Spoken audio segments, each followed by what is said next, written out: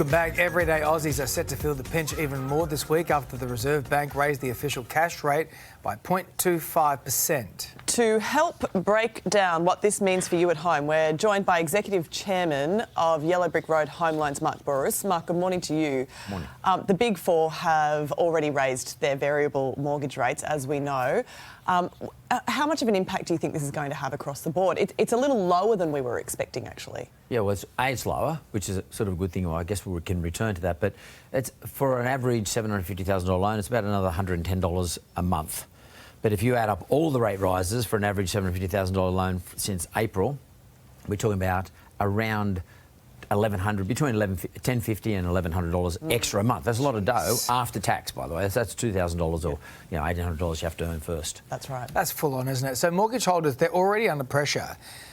Have we seen these rates rise for the last time? I mean, they were saying we're going to go till Christmas, but surely they can see that people are they're just really struggling. Well, David, I don't know, no one knows, but I can go to the language of what the Reserve Bank Governor said yesterday. In the second paragraph of his statement, he's only got 690 words in his whole statement, but in the second paragraph of his statement, he says that interest rates are still likely to rise. They are his words. So in other words, yes, we're going to get more rate rises. But he did caution in terms of the amount of the rate rises by saying we have had substantial, the first time I've seen him use that word, substantial increases in interest rates over the past 6 months. So he's starting to change his language. So substantial is a very important piece, which is probably why they've peeled it back to 0.25, more normalised. And the final thing that he did say is that global markets, in terms of economic outlooks, are starting to deteriorate. That's a new word he's used. He's never used that word before. So they're cautionary words that maybe we're not going to see too many rate rises. Yeah, everyone's talking about the fact the recession's coming. That's what seems to be what he's flagging here, right? Well, recession in the US, probably in the UK, more than likely in parts of Europe. My point, I got some comfort out of what he said yesterday. I think he doesn't want to put us into recession now after seeing what he did. If he had gone 0.5%, I would have said, yes, he's going to go for the recession, just like the US Federal Reserve. But I don't think he's going to do that. I think he's just going to go more gently, wait and see, but expect a couple more 25 base point rises this year. So if that's the case then, what do you see that doing to the property market on the whole, to property prices and rental prices?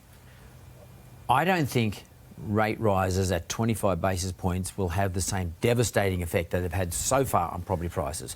What's going to have a big effect on property prices is when the 0.5% rate rises we've already had start to catch up. So I think we are halfway through the program in terms of property prices. When will it be felt? When do you think? I think that we won't feel that until Christmas or just after Christmas, when everybody goes on their spending spree, goes on the holidays.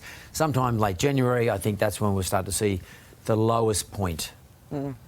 But I think the Reserve Bank is really conscious of this, and as a result of that, I think the Reserve Bank will stall around February, and they'll wait and see what happens. They need to see what the net effect of all the rate rises have been so far, because they have a 3-month lag. My gut feeling is it's going to start to take effect, and we keep talking about people who don't have any borrowings. They're getting hit on rents. So That's the US right. has a rent inflation problem. Yeah. Rent is contributing to inflation big time there. It's starting to bite in here too.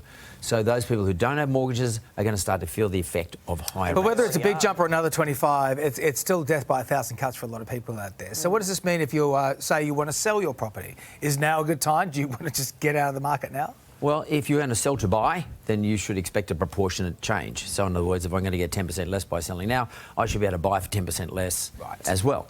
But if you're selling now to buy sometime next year, well, maybe that won't work for you. You know, if you're going to give yourself a year out, that might be a problem, because things will bounce back. So if you're not in a hurry, hold. If you can hold. Now is not the time to sell. Now is the time to hold. Interesting. Always good to get your insights, Thanks, Mark. Thanks very much for joining us.